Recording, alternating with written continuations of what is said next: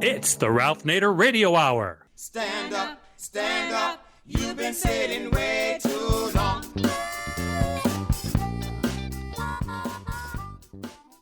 Welcome to the Ralph Nader Radio Hour. My name is Steve Scrovan, along with my co-host David Feldman, who I'm keeping a safe 3,000-mile social distance from. Hello, David. You know, I didn't have cabin fever until I heard your voice. Well, you know what? This show hasn't even started yet, and I'm already going to give us a 10. That's what I'm doing. And we have a man who always earns his 10s, Mr. Ralph Nader. Hello, Ralph. Hello, everybody. Well, it's a very timely show. It's on the virus, and what else, Steve? Donald Trump and how he uses the court system. And that's the topic of today's show. Our court system is an attempt, obviously, to establish justice for the American people. In fact, Ralph has created a museum, we've talked about a lot on this show, the American Museum of Tort Law, to celebrate the constitutional right of ordinary people to have access to the courts, especially against large corporations for wrongful injury. But lawsuits are expensive to maintain, which also makes it a handy tool for the wealthy to subvert justice. Donald Trump is the king of working the court system to his advantage, and in his life has been engaged in over 3,500 lawsuits. So first up on the show is lawyer, author, and talk show host James Zirin, who will talk about his recently published book entitled Plaintiff in Chief, a portrait of Donald Trump in 3,500 lawsuits. In it, he details how Donald Trump, for his entire career, has weaponized the court system and how the nature of all of these lawsuits reveals his true character. That's in the first half of the show. In the second half of the show, we will welcome back Dr. Michael Carome, the director of the Health Research Group at Public Citizen. Now, as the coronavirus has begun to sweep the United States, the U.S. has been administering only 5 tests per million people. This is in stark contrast to the response of South Korea, who performed close to 4,000 tests per million people. That has enabled them to react quickly to slow the rate of infection. After a delayed response, cities in the United States are beginning to shut down, schools have closed, San Francisco is on lockdown, and many people are working from home. Despite these efforts to slow the spread of the coronavirus, there are still many Americans who are at high risk of exposure, such as those without paid sick leave, without homes, or those in prisons. Will the United States response be enough? Dr. Carome will give us the latest on what we should be doing and how we should be doing it from one of the most trusted sources of health information in the country, Public Citizen. And as always, in between, we'll take a short break to check in with our corporate crime reporter, Russell Mokhiber. And if we have some time left over, we'll try to answer a listener question or two. But first, let's talk about how thousands of lawsuits create yet another disturbing profile of the current president of the United States. David? James Zirin is host and producer of the nationally syndicated TV talk show Conversations with Jim Zirin, which discusses politics, foreign relations, national security, the arts, and particularly how the internet has transformed contemporary life and culture. Mr. Zirin is a leading litigator, having served as an assistant United States attorney for the Southern District of New York in the criminal division. He has written multiple books, including Plaintiff in Chief, a portrait of Donald Trump in 3,500 lawsuits. Welcome to the Ralph Nader Radio Hour, James Zirin.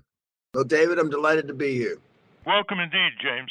Now, you say, and I'm quoting, that your goal is not to tally the wins and losses of lawsuits, but rather to show that Trump's approach to business and government has been strongly shaped by his obsession with taking his opponents to court.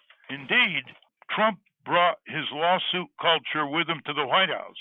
His manipulation of the legal system throughout his business career reveals much about his internal motivations. What are his tactics, and how does he get away with it? Well, he learned his tactics at the feet of the master, a lawyer who was quite unscrupulous. He was eventually disbarred, named Roy Cohn.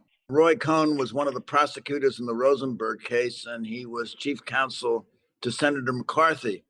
And Roy Cohn was someone who knew how to beat the system. In fact, he was indicted 3 times by the legendary prosecutor Robert M. Morgenthau, and he was acquitted 3 times.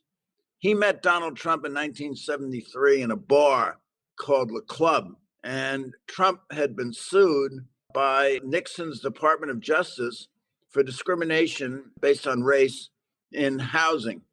Both Trump and his father were defendants in that case. I call my book Plaintiff in Chief, and Trump was slightly more plaintiff than he was a defendant, but I also write about the many suits in which and investigations in which he was on the receiving end.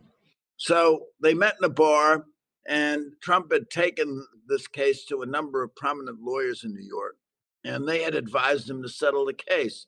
It was really a cracker barrel kind of settlement in those days.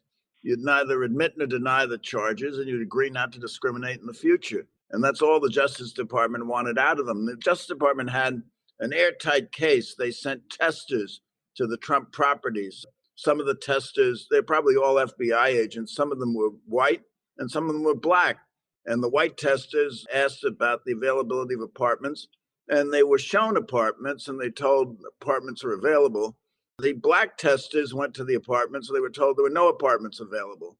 And when the Justice Department subpoenaed the records, next to the black applicants was the initial C to indicate that they were colored applicants.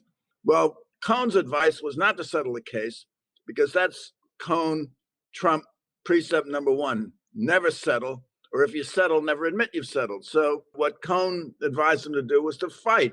And the way to fight was to counterattack. They filed a $100 million counterclaim against the government, which was preposterous, and the judge dismissed it after 2 weeks. But meanwhile, they called a press conference, which was Cohn-Trump rule number two, which is work the media. And at the press conference, they talked about their suit against the government, and they said that this was persecution, prosecution, and it was unconscionable. Of course, all that was nonsense. The third thing that you try to do is undermine the adversary, which we see Trump doing all the time. I call it asymmetrical warfare. And what Trump did was he attacked the Justice Department attorneys who were in charge of the investigation and prosecution of the case, accused them of Gestapo-like tactics and stormtrooper-like tactics. He said, and told the press this, that it was a witch hunt. Where have we heard that before? And it was a hoax. Where have we heard that before? And that's how he got started in his, what I call his anti-legal asymmetrical career. And he sat at the feet of the master Roy Cohn for 13 years.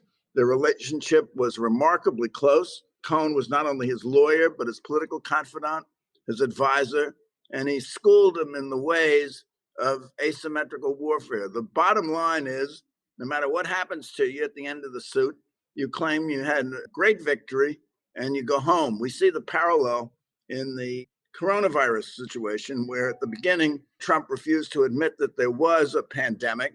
And his most recent statement was 2 months later that he knew it was a pandemic all along. So proclaim victory at the end of a terrible defeat and move on to the next case, the next encounter. Okay, let's get to the core of how he gets away with it. We're talking with James Zirin, author of the book, Plaintiff in Chief, A Portrait of Donald Trump in 3,500 Lawsuits. Either he brought them or others in his business dealings brought them against him. He even ripped off his own dentist and causing the dentist to sue him to pay the dentist's bills. Let's go to the core fragility of the legal system, James. Looking through your book, I have 4 categories of how he got away with it when he shouldn't have.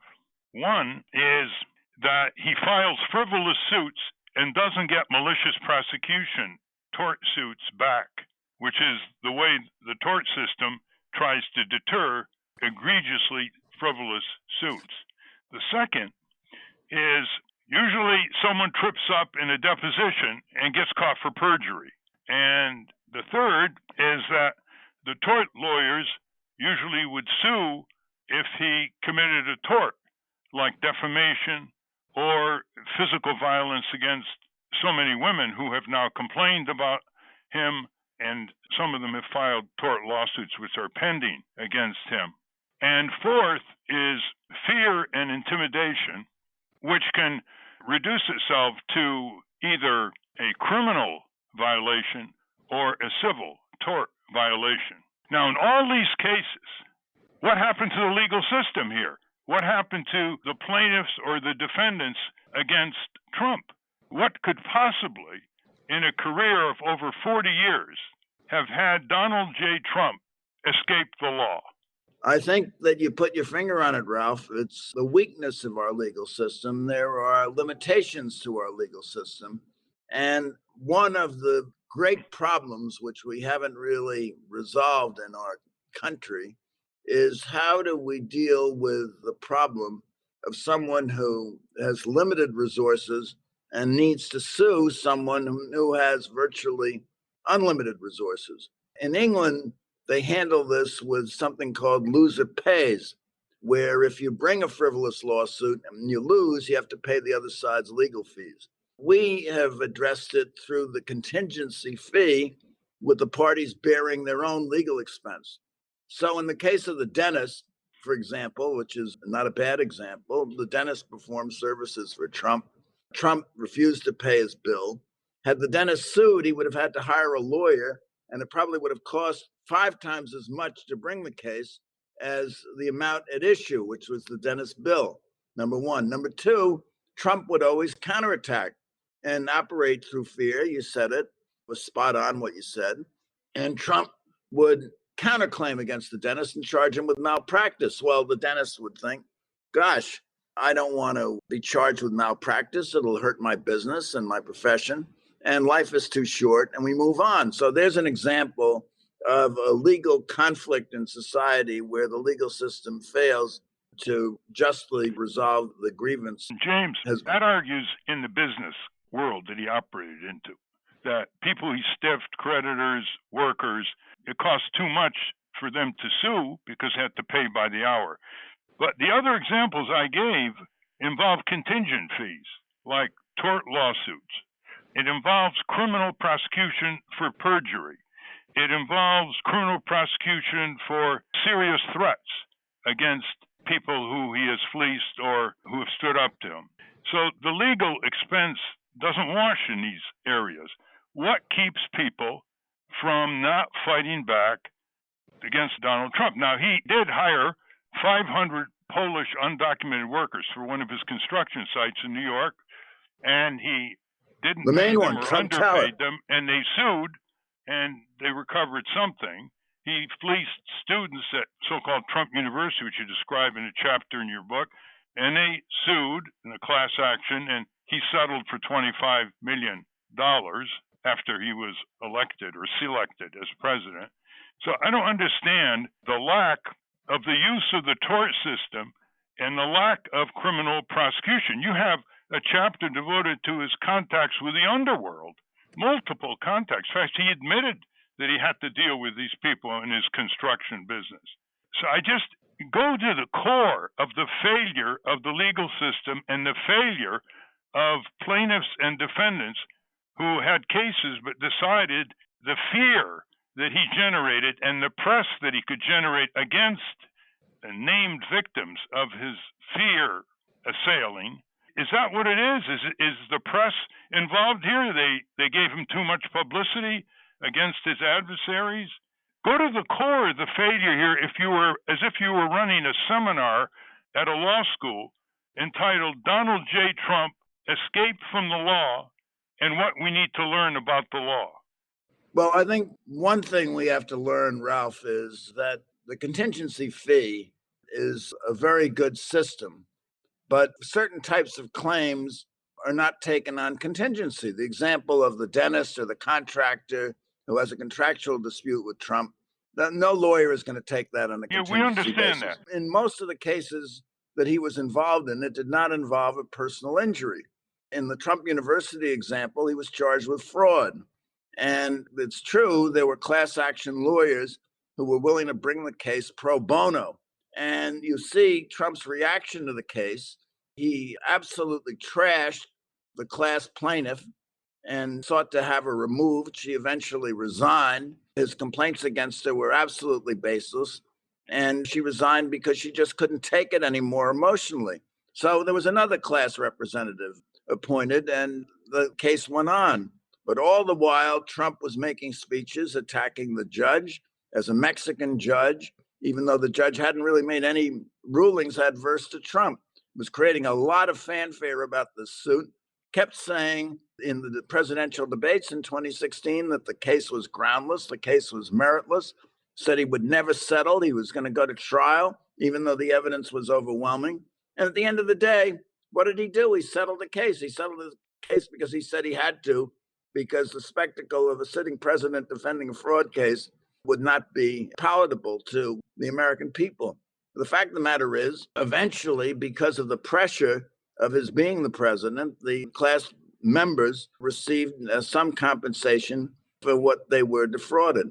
So that's an example, I guess, where the system prevailed because Trump, the defendant, caved at the end and settled the case. Other cases he'd bring libel cases against journalists. Most of them were quite frivolous. The courts are reluctant to impose sanctions against people bringing frivolous lawsuits, although they're empowered to do so. We're talking with James Zirin, the author of Plaintiff in Chief, a portrait of Donald Trump in 3,500 lawsuits and counting. Just for our listeners, there are a couple chapters here that are interesting. You have chapter 3. The whole book is interesting, not just a couple. But I mean, in terms of what we're talking about right now. Chapter 3 is how Trump bankrupted his casino empire and emerged with millions. Okay, that's an example of escaping from legal accountability. Then you have chapter 4, litigation for lunch, how Trump used a lawsuit to preserve and protect his brand, like Trump hotels and so on. Anyone who opens a little business, according to your book, in Tuscaloosa, Alabama, calls it Trump, sandwiches. He has his lawyers scanning to protect his brand. Then you have chapter 5, empty threats, how Trump used the threat of litigation to intimidate his foes. Then you have Trump and his women, Trump's misogyny. So let me ask this question. What about the criminal law? What about federal and state prosecutors? Why haven't they gone after him when, according to David K. Johnston, which you cite in your book, investigative reporter, Pulitzer Prize winner, and others, they have described situations where Trump should have been vulnerable to criminal prosecution. Now, certainly prosecutors are not intimidated by public press conferences attacking them. Where was the failure there? Well, you alluded to the construction of Trump Tower, where Trump was involved with mobsters and paid them exorbitant sums of money to build Trump Tower in New York out of poured concrete. And there was a citywide Teamster strike during the construction of Trump Tower, and all access to buildings under construction was barred by Teamster picket lines and by Teamster heavies who would not allow anyone to cross the picket line. In the case of Trump Tower, the poured concrete trucks, which had to be poured immediately in the construction site, or else it would harden prematurely, poured concrete trucks had ready access to Trump Tower, and the construction went forward.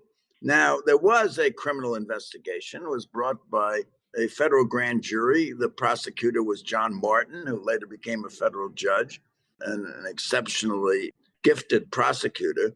And they went into his relationship with the Teamsters Union, John Cody. And there was no proof that Trump had paid off the president of the Teamsters, but there was proof that a girlfriend of the president of the Teamsters, I have it in the book, received, I think, 3 condominium units at Trump Tower free of charge when she had no visible means of support. So there was a payoff involved. Why the prosecutors didn't address that, I don't know.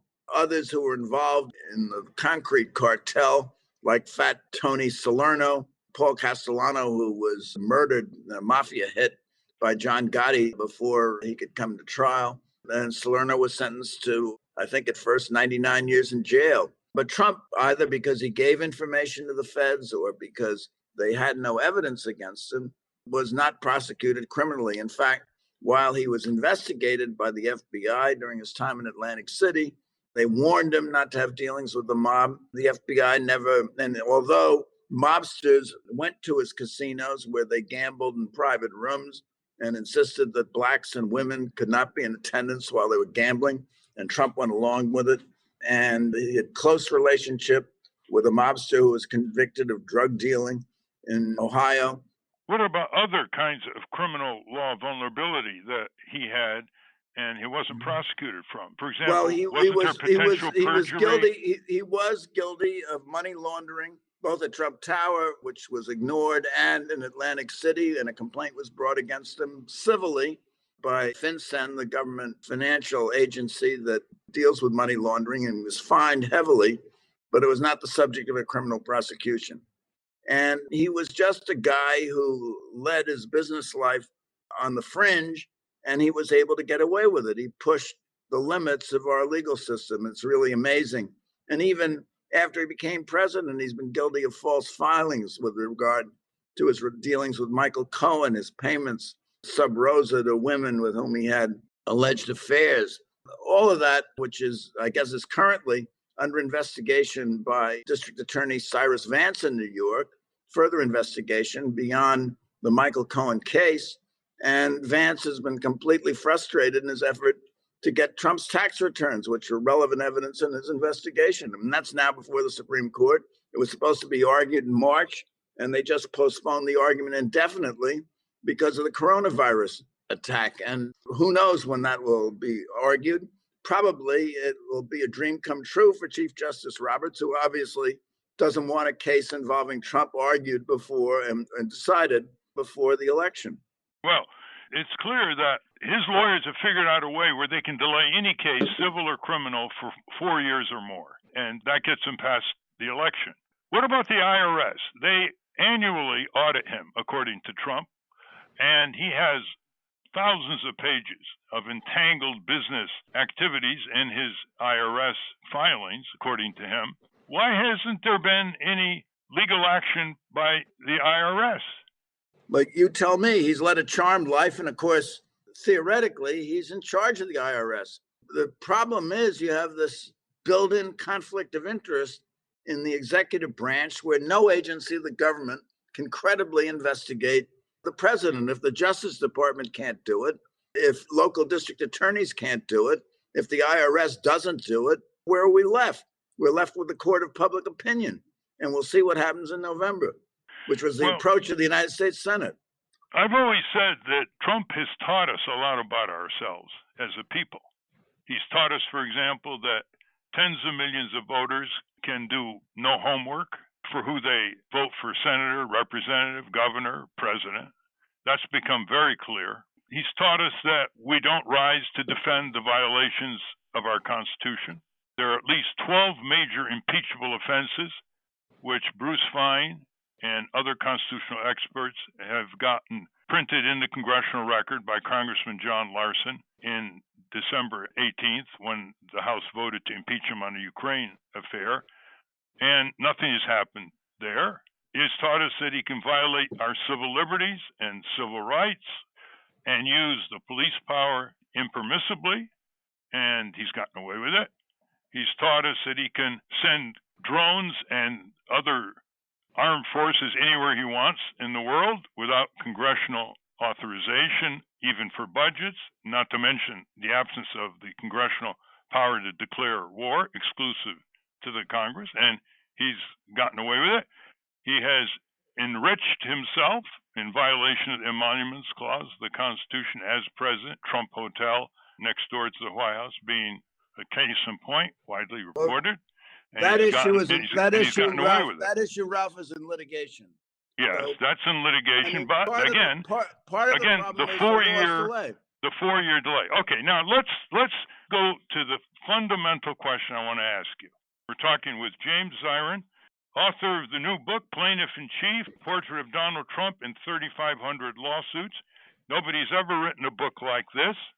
He knows what he's talking about. He was a former assistant U.S. attorney for the Southern District of New York, where he served in the criminal division under the legendary Robert Morgenthau.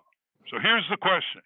Let's say you can wave the magic wand. How would you reconfigure our legal system, civilly, criminally, and what advice would you give to the aggrieved from Trump's outrages in terms of how they should assert themselves under both rubrics? How would you design a system in our country where a recidivist like Trump cannot get away with what he's been getting away with in the last 40 years? Well, I think in many cases, the legal tools are available to have done something about this, but no one woke up in time. This is England sleeping between the two world wars. The judges have been very lax in enforcing suits for malicious prosecution and imposing sanctions on lawyers and litigants who make frivolous claims. They took a lot of what Trump said at face value, as have the American people. So there would be lie after lie. In the Polish Brigade case, which you mentioned, the judge said he was completely lacking in credibility.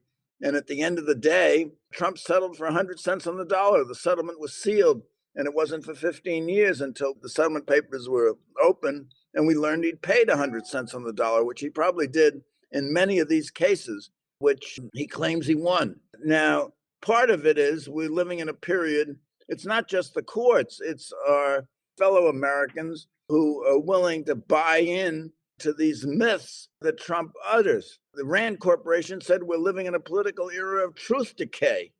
And Trump feeds us, and we've seen this with the coronavirus, lie after lie after lie.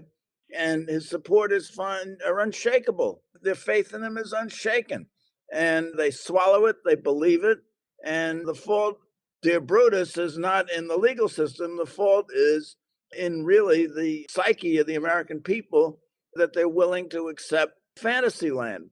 They've done it since the dawn of the Republic. Cotton Mather, a graduate of Harvard, became the president of Harvard, used to get up on the pulpit and proclaim that the world was coming to an end, and he gave a day certain. The day would come and go, and he'd get up on the pulpit and he'd postpone it. He said it's going to be in another year.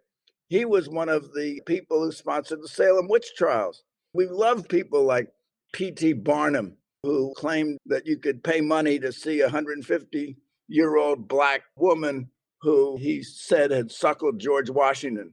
We love Buffalo Bill, many of whose exploits were the work of total fiction. James, you're dropping your magic wand. How would you reconfigure the public's use of an improved criminal and civil legal system so people like Trump, and there are a lot of corporate criminals going to fancy places around the world and enjoying themselves with their ill-gotten gains and not having been held accountable? How would you do it? You're a professor with a magic wand, law professor. Well, I think you have two issues. You have first, before Trump became president, I would have loser pays. So Trump would have to pay for a lot of these frivolous lawsuits that he brought. They have that in England. Secondly, I would have rigid, vigorous enforcement of malicious prosecution doctrines and of sanctions against people bringing frivolous lawsuits, and hoping to drive middle-income people and small business people into the dust, which he did in the case of Trump travel. Thirdly, I would have judges and prosecutors crack down on perjurious testimony given by people like Trump on depositions, which he did in the Timothy O'Brien libel case, where on deposition he committed demonstrably at least 30 lies under oath. He did it under oath in the Trump University case, where he said he didn't hire the teachers and he didn't design the programs, he said he did design the programs. He was advertising, he designed the programs and hired the teachers. And then at first he admitted that he had no contact with the teachers and no contact with the programs, and he denied it. He was all over the lot. And I think that when litigants give perjurious testimony, because the bedrock of our legal system is the truth, and there has to be the truth in testimony. That's why we have perjury laws. And you're right, Ralph, he should have been prosecuted for perjury. Just for our listeners' understanding, James, he could settle these cases with the private litigants like the students at Trump University and, in effect, have a gag order or a stipulation that they would file no longer any other suits. But that, as you implied, doesn't keep the prosecutors. The prosecutors can look at a private lawsuit like Trump's involved in, and if he repeatedly lies in deposition under oath, they can bring the suit, can't they? They could. And for some reason they didn't, because by that time, he was a powerful political figure, and there was no appetite for it. I mean, suppose Obama's Justice Department had gone after Trump. I mean, what would he have said? He would have said it's a witch hunt, it's partisan, it's a lie.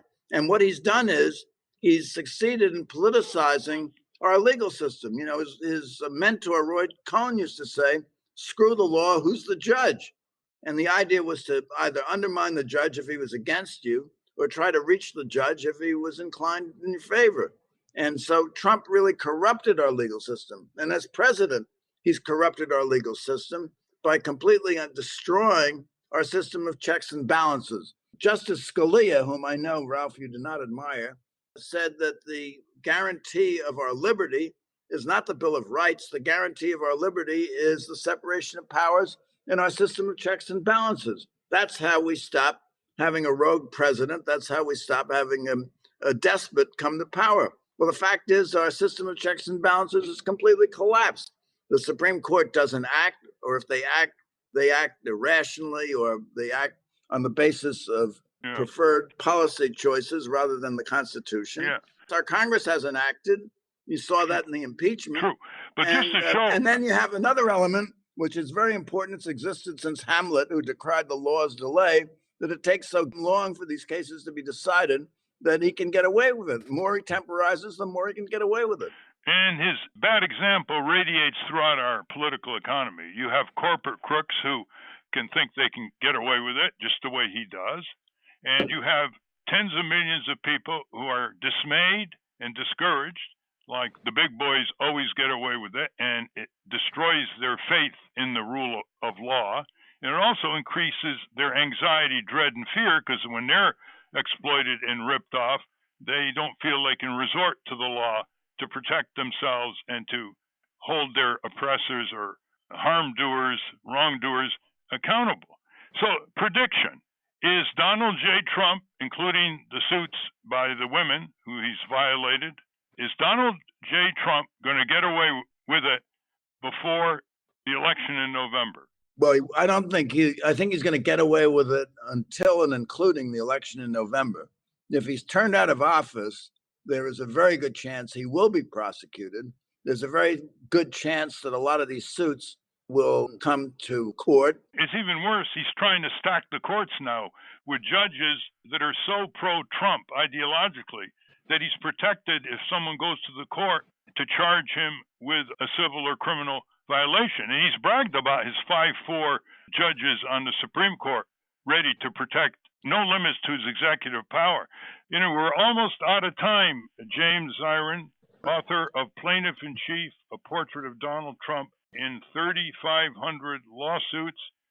Beyond reading Mark Green and my book on Fake President, I urge you to pick up both books and read them, because you've got to be very informed in the coming months up to the national election.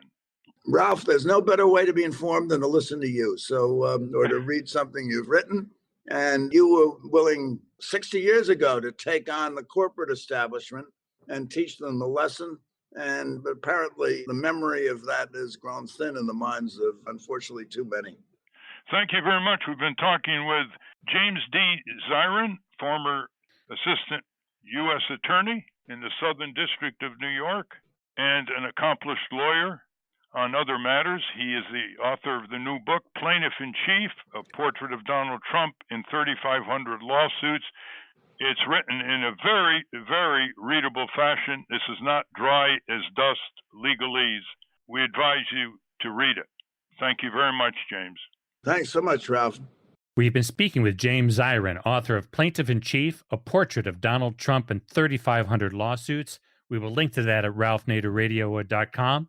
Now we're about to take a short break. When we come back, we will hear from Dr. Michael Carome of Public Citizen about how we should be dealing with the coronavirus. But first, let's check in with our corporate crime reporter, Russell Mokhiber. From the National Press Building in Washington, D.C., this is your Corporate Crime Reporter Morning Minute. For Friday, March 20, 2020, I'm Russell Mokhiber. The latest available case-by-case records from the Department of Justice show that the prosecution of white-collar offenders in January 2020 reached an all-time low since tracking began during the Reagan administration. Only 359 defendants were prosecuted. Almost all of those were individuals rather than corporations. January 2020's prosecutions continued a downward slide, dropping 8% from a year ago, and were down 25% from just 5 years ago. If prosecutions continue at the same pace for the remainder of fiscal year 2020, they are projected to fall to 5,175 prosecutions, about half the level of their Obama-era peak. For the Corporate Crime Reporter, I'm Russell Mokhiber. Thank you, Russell. Welcome back to the Ralph Nader Radio. I'm Steve Scrovan along with David Feldman and Ralph. And just to let everybody know, as we enter this next topic, we are recording this on a Wednesday morning. A lot of things change in between now and then, but just keep that in mind as we speak about the coronavirus. And as with regard to the coronavirus, there are some scary estimates out there, like the LA Times reporting just today on Wednesday that the possibility of 2.2 million deaths in this country if it's left uncontrolled. So let's hear what advice Dr. Michael Carome from Public Citizen can give us about this pandemic. David? Dr. Michael Carome is the director of the Health Research Group at Public Citizen, which is a nonprofit consumer advocacy organization that stands up to corporate power and holds government accountable. Dr. Carome is an expert on issues of drug and medical device safety, pharmacy compounding, Food and Drug Administration oversight, healthcare policy, and the protection of human research subjects. Welcome to the Ralph Nader Radio Hour, Dr. Michael Carome. Thank you for having me. Michael, we're listening to all kinds of dire predictions here, but I want to start with your take on the following situation in Asia. It seems like that in China, the announced cases every day have declined precipitously. They have declined in Hong Kong, which some people believe is still under lockdown, but things are returning to normal. They have declined in South Korea and in Taiwan, apparently, where they learned how to deal with these pandemics during the SARS outbreak. They put the whole framework in top gear, and they had less than 100 cases and 1 fatality. Does that provide any optimism for what you think is going to happen in the United States? It does provide some optimism, and the main problem, and it's still a problem, is that in this country, we are still blind to the extent of the pandemic because of inadequate and really inept deployment of appropriate testing for the novel coronavirus. We don't know how many people are infected now. We don't know where they are. We don't know who they've had contact with. And so we are behind the 8 ball in comparison to all the other countries you just mentioned in terms of understanding the extent of the pandemic in the US. And this is really one of the greatest public health debacles in the history of the United States. And so despite that, if it appears that more testing kits are now being made available, rules to get those out to the states and letting states actually take responsibility for deploying these tests, with those measures, we should be able to ramp up testing quickly. What that's initially going to do, it's going to dramatically demonstrate an increase in the number of people who are infected. Our case count is going to go way up because of the testing, because we're detecting cases that are already out there. Hopefully, though, with that testing, we, like the countries you mentioned in Asia, with appropriate measures that are being implemented now, social distancing in particular, we hopefully should see a decline in new cases over a period of several weeks, like we've seen in those other countries. Well, it's true that this virus can come back after it's declined, right? Absolutely. There was a good piece, an op-ed in the New York Times by Zeke Emanuel and others, noting that actually this is going to be a roller coaster. And there's probably going to be, multiple peaks or hills and valleys over time because there is no natural immunity to the disease in our population around the world. And of course, our country is woefully unprepared for such a pandemic. And it was made worse by Trump, who year after year, after he became president, pushed for cuts in the Centers for Disease Control budget, the NIH budget, and even the AID budget that dealt with a program flagging the rise of infectious disease pandemics abroad. Can you imagine that? And also, we have been disinvesting in our public health system for years. We have 2.8 beds per 1,000 people in the U.S. In Italy, it's about twice that. And in South Korea, it's 10 beds per 1,000 people. So give us your idea of how serious the lack of facilities, hospital beds, equipment, ventilators, and testing kits, and healthcare workers, doctors, and what you think should be done during this declared national emergency in terms of bringing back retired people or involving the military resources here. As you accurately described, our public health system has been in decline for some time. It was certainly continued to deteriorate during the Trump administration because of inadequate funding and attempts to make that funding worse. We have a fragmented healthcare system that's been driven by greed through the hospitals, the for-profit hospitals, the for-profit insurance companies. And so we, as you correctly described, we're woefully unprepared for a pandemic, despite warnings for years that we're going to have another pandemic and it could happen at any time. And so we ignored those warnings and we entered this pandemic wholly unprepared to deal with it at multiple levels. And what Trump wanted to cut in terms of hundreds of millions of dollars is only a fraction of the hundreds of billions of dollars he's given more to the Pentagon over the last 3 years.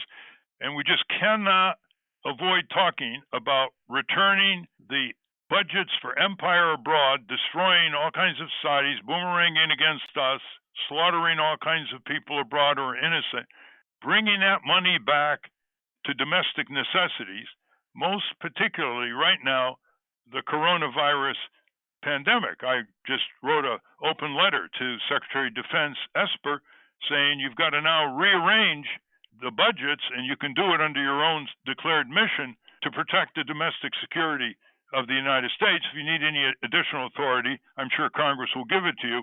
Because as you know, Michael, the Pentagon has experience in developing new drugs, anti-malarial drugs. It has plans about infection disease programs abroad because they have soldiers in countries with minimal healthcare systems. What's your view on how to expand the facilities and the staffing fast? So in terms of facilities, we're going to need to do a number of things. Obviously, the Defense Department has the resources to deploy mobile hospitals. They've done that around the world in wartime for years. They have the resources to do that.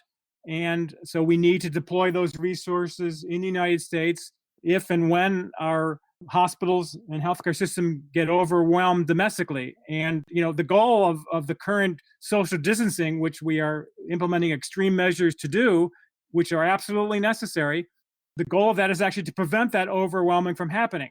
Unfortunately, because of the testing debacle, it's likely our system is going to experience some degree of being overwhelmed, and these types of resources that the Defense Department holds will need to be deployed.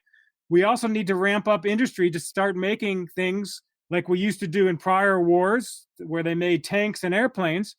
We need to ramp up and start making in massive amounts medical supplies like the masks and other protective gear that healthcare workers need to protect themselves, mechanical ventilators that people who are going to have this illness and get very sick are going to need to be treated in intensive care units. We're going to need more hospital beds.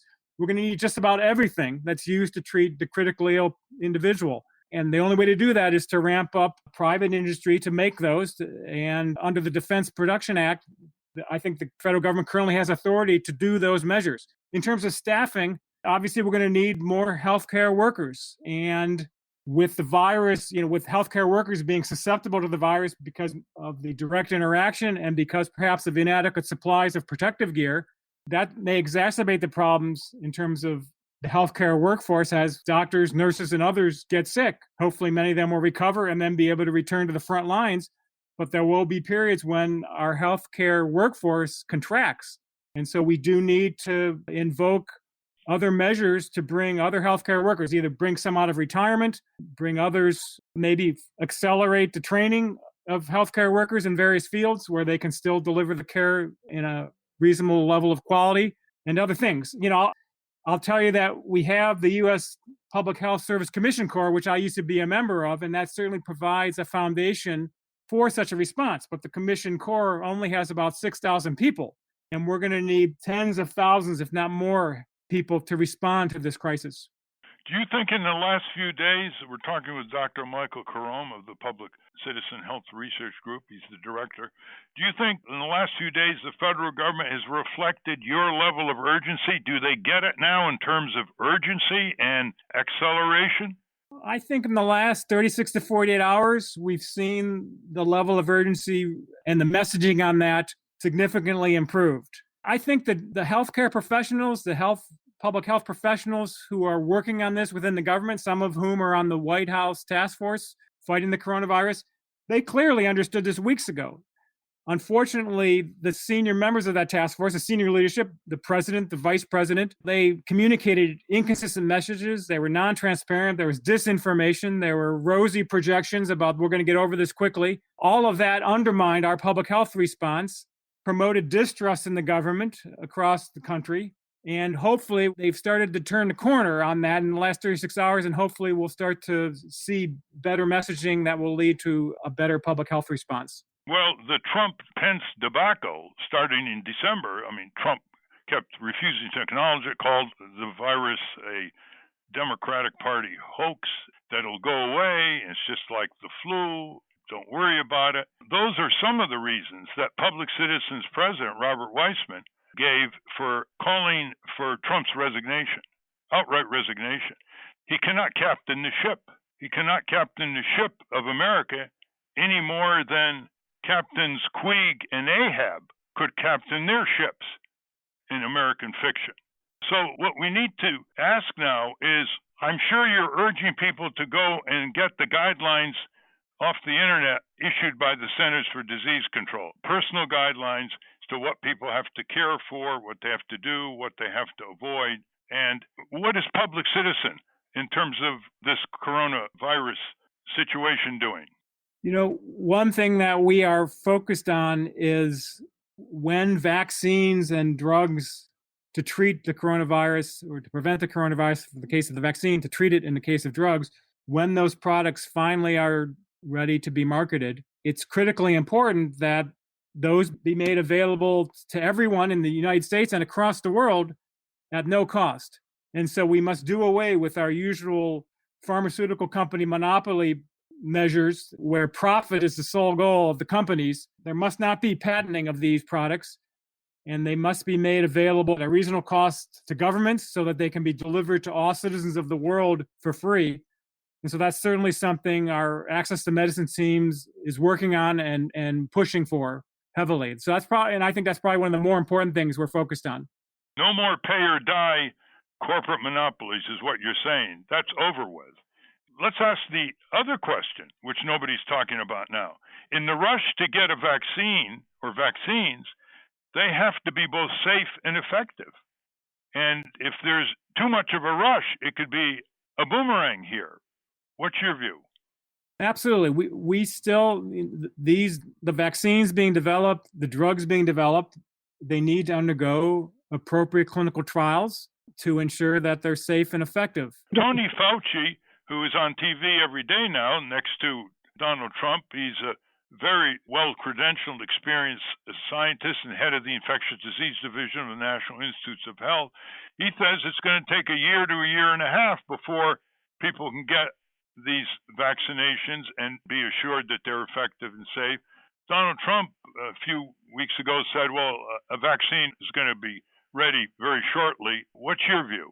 I would listen to Dr. Fauci, who is a world-renowned expert on this. And in my view, Trump just needs to shut up and let the experts talk and help and manage this crisis. But I know that's wishful thinking. It's going to take at least a year to a year and a half to develop a vaccine, and then to mass produce that vaccine, it's going to take even more time.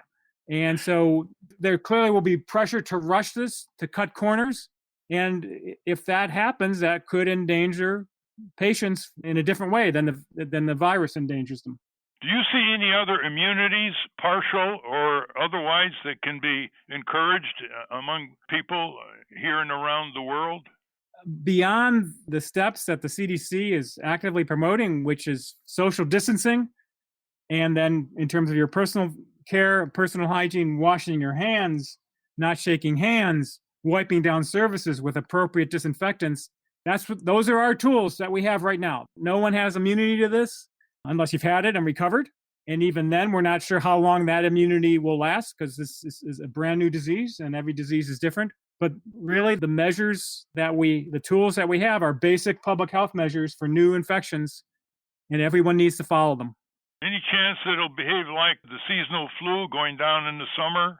We just don't know. We should assume that that's not going to happen. If it does happen, that will be a pleasant surprise, but we must move forward with the assumption that that's not going to happen. Well, also, people who aren't insured, people who don't have paid sick leave, Public Citizen, I'm sure, is recommending a tailored application of Medicare for all, right? Absolutely. We've been obviously long-term supporters of Medicare for all, an enhanced Medicare for all without any co-pays. And if we had that type of system now, no one would be worrying about whether they can get tested and not go bankrupt, whether they can get intensive care, hospital and even intensive care unit care and not go bankrupt. But because up to 100 million people still are either uninsured or underinsured, people are worrying about if they get sick, how are they going to cope? Because on top of that, we have so many people losing their jobs and maybe losing what employer-based insurance they had, or maybe not being able to afford their Affordable Care Act plans that they self-enrolled in. So this is really going to discourage people from seeking care when they might most need it, and that will make the crisis worse. Well, since Trump is bailing out business, the Congress, Republicans and Democrats, could pass legislation and he could sign it, providing immediate, tailored Medicare social safety net regarding the coronavirus patients. Couldn't they do that quickly? Absolutely. If he can transfer funds from one account to another to pay for a stupid wall, he should be able to do that. Okay, well, listeners want to get the rationale for Public Citizen's demand for Trump's resignation, so go to citizen.org. And where would they go to get into the wonderful website of the Health Research Group of Public Citizen? If people just go to citizen.org, there are links to our health programs, and all of our programs are easily accessible. Before we leave, Dr. Carome, any other advice you want to give people? I guess my overall advice is this is obviously, understandably, a very difficult time for everyone, and it's causing great anxiety, both because of concerns about one's health and concerns about the economic future that people have, at least the immediate future. I believe we're going to get through this pandemic. Hopefully we can limit the damage, both in terms of lives lost and economic damage, and we will get through it. But it's important that we as a community support one another, that we not panic, that we not go out and buy more than we need at any one time, so that the resources available can be distributed evenly among all citizens over time. If we work together, we can get through this. And give the CDC website for the guidelines. If people just use coronavirus.gov, they will come to the CDC page with all the advice on how to respond to this coronavirus pandemic as an individual and community. Thank you very much. We've been listening to Dr. Michael Carome, Director of Public Citizens Health Research Group. And we'd like to have you on periodically during this coronavirus situation. Thank you, Michael. You're welcome. It's been my pleasure and happy to join again anytime. We've been speaking with Dr. Michael Carome, the director of the Health Research Group at Public Citizen. We will link to their work at ralphnaderradiohour.com. All right, let's take a listener question. David? This comes to us from Rich Korn. I represent the Progressive Forum in Deerfield Beach, Florida. For the past 42 years, from December through March, we've been presenting a weekly series of outside speakers who address the major issues of the day. I know you've been the inspiration and guiding force behind so many organizations that address these same issues. Could you possibly give us contact information for speakers who you believe would be of interest to us, especially speakers located in South Florida? We pay our speakers an honorarium, but because we are on a limited budget, so it is difficult for us to attract speakers who are in high demand. I would appreciate any assistance you can offer. Well, I think your best bet is to contact the ACLU, Common Cause, Public Citizen, People for the American Way. And if they're interested in things like climate disruption, the Sierra Club, Greenpeace, they have chapters in Florida, and they have very, very well-credentialed, experienced speakers. So you can just tap into them at their national headquarters, and they will lead you back to Florida so you can have your choice of speakers. Thank you for that question, Rich. Yeah, so contact the organizations who will then funnel speakers to you. Very good. Oh. All right. Okay. Well, thank you for your question. Keep them coming on the Ralph Nader Radio Hour website. I want to thank our guests again, James Zirin and Dr. Michael Carome. For those of you listening on the radio, that's our show. For you podcast listeners, stay tuned for some bonus material we call The Wrap Up. A transcript of the show will appear on the Ralph Nader Radio Hour website soon after the episode is posted. And as for Ralph's aforementioned weekly column, it's free. Go to nader.org. Subscribe to us on our Ralph Nader Radio Hour YouTube channel. And for more from Russell Mokhiber, go to corporatecrimereporter.com. And Ralph has got 3 books out. The Fable, How the Rats Reformed the Congress. To acquire a copy of that, go to ratsreformcongress.org. And To the Ramparts, How Bush and Obama Paved the Way for the Trump Presidency and Why It Isn't Too Late to Reverse Course. And Fake President, Decoding Trump's Gaslighting, Corruption, and General BS, co-written with Mark Green. We will link to that also. The producers of the Ralph Nader Radio Hour are Jimmy Lee Wirt and Matthew Marin. Our executive producer is Alan Minsky. Our theme music, Stand Up, Rise Up, was written and performed by Kemp Harris. Our proofreader is Elizabeth Solomon. Our intern is Michaela Squire. Join us next week on the Ralph Nader Radio Hour. Thank you, Ralph. Thank you, everybody. It's more important than ever for you to influence your senators and representatives. For that, I've written this book, How the Rats Reformed Congress. You can go to ratsreformcongress.org to see how you can get copies. People are ordering them 5 at a time. That's a good sign.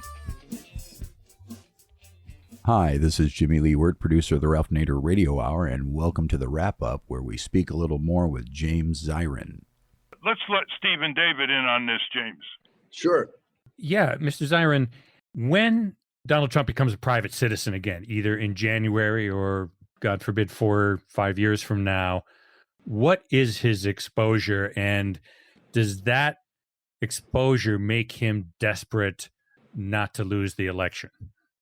Well, it certainly gives him some anxiety about losing the election. I think if he is turned out of office, all of these arguments about presidential investigative immunity and presidential immunity fall by the wayside.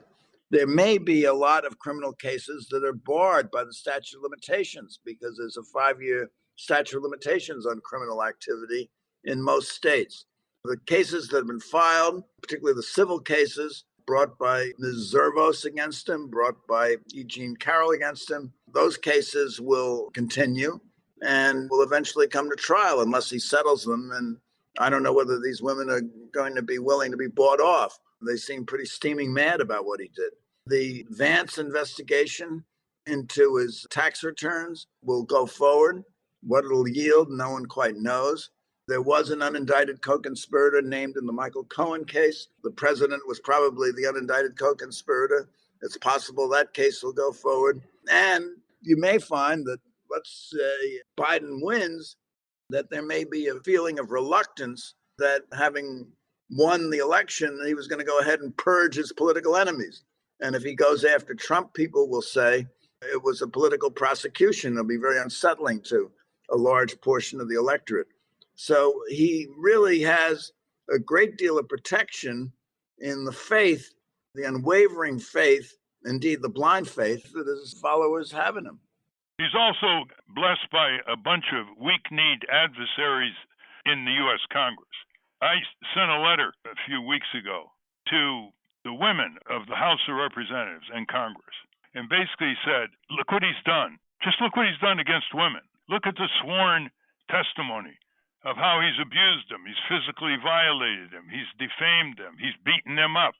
He boasts about it before he was president. Boasts about it. Places like Howard Stern show. What are you going to do about it? You going to let him get away with it, or are you going to have a House Judiciary Committee investigation? Not one response. Not one response. It was delivered to the offices of over 95 members of the House. Not one response. Nothing from Nancy Pelosi, nothing from all the others. So if they cannot hold a savage sexual predator who has bragged about it accountable, at least in terms of a formal House investigation, doesn't have to be another impeachment, although it is an impeachable offense. He gets away with it because he knows that people don't have the fortitude, whether they're obligated by the Constitution or whether they're obligated by their own sense of determination, to go after him in criminal prosecutions. That's the problem. Well, there's a further problem because constitutional lawyers will tell you, Ralph, that it's not an impeachable offense for wrongdoing accomplished before he took office. Now, that would not apply to whether he colluded with the Russians to fraudulently upset the last election, but it would apply to all the cases involving women. It would involve tax evasion. It would involve other things. Impeachment is reserved for an abuse of his conduct in office. I disagree. You have people, the founding fathers, starting with Alexander Hamilton, defined one form of impeachable offense as an abuse of the public trust. You can't get a worse abuse of the public trust than what he has done to women. But he didn't abuse. He didn't have a public trust at the time that he abused him. I mean, it doesn't matter. You can be impeached for activities before you become president. I don't think. I think most constitutional lawyers would disagree with you. I think you would find that Philip Bobbitt at Columbia, who is an authority on impeachment, and the professors at Harvard and Feldman and others who've looked into it would say that's not so. The interesting thing is what would happen if, while he was president, he went out on Fifth Avenue in New York City and he shot somebody. That would be a crime under local law, not under federal law. And if he did it in the White House, if he shot Comey in the White House, that would be a federal crime because it was on a federal reservation. But the Attorney General says he can't be prosecuted. That doesn't have any constitutional merit. If he did have the so-called opinion by the Office of Legal Counsel, a bunch of lawyers saying that. Well, no, that's true, but the Attorney General would consider himself bound by that. Now, if he killed someone on Fifth Avenue, couldn't Cy Vance, as the District Attorney of New York County, investigate the crime, have the police interview witnesses? Of course he could, but we haven't really gotten to that point yet. The Supreme Court has never declared that a president cannot be prosecuted or indicted while he is in office. Period. That's true, but they may be about to, because certainly Kavanaugh believes that, and certainly other conservative justices may believe that as well. And you said before, he has now 5 justices on the Supreme Court who believe in an imperial kind of presidency, an extraordinary presidency where anything that he does virtually is right because he does it. It's in the public interest because he does it. And they're not going to rein him in unless the circumstances are just extraordinary. Yes, well, you've talked to constitutional law experts like Bruce Fine, and they have a very granular understanding of what the Founding Fathers meant in the Federalist Papers in terms of a serious abuse of trust before or during a president in office. And that's a wrap. Join us next week on the Ralph Nader Radio Hour. Until next time. Stand up, you've been sitting way